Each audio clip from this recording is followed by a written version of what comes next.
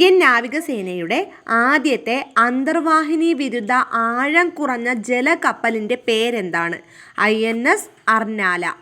16-ാം ധനകാര്യ കമ്മീഷനിലെ മുഴുവൻ സമയ അംഗമായി അജയ് നാരായണൻ ഝായ്ക്ക് പകരം ആരെയാണ് നിയമിച്ചത്? T. റാബി ശങ്കർ.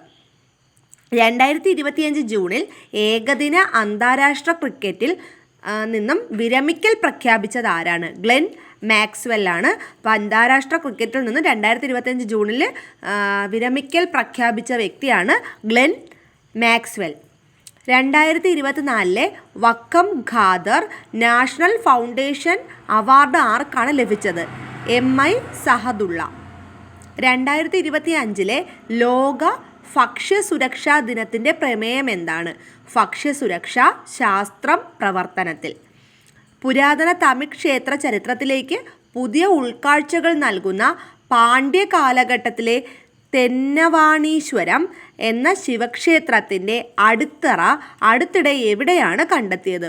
ഉദംപട്ടി, മേലൂർ താലൂക്ക്.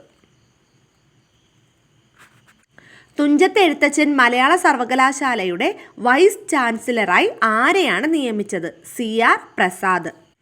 കേന്ദ്ര സർക്കാർ വിജ്ഞാപന പ്രകാരം സ്പൈസസ് ബോർഡ് ഓഫ് ഇന്ത്യയുടെ കീഴിലുള്ള സുഗന്ധവ്യഞ്ജനങ്ങളുടെ പട്ടികയിൽ അടുത്തിടെ ചേർത്ത ഇനമേതാണ്? ഉലുവ ഇലകളാണ്. പാൻ മേത്തി എന്നറിയപ്പെടുന്ന ഉലുവ ഇലകളാണ് ചേർക്കപ്പെട്ടത്.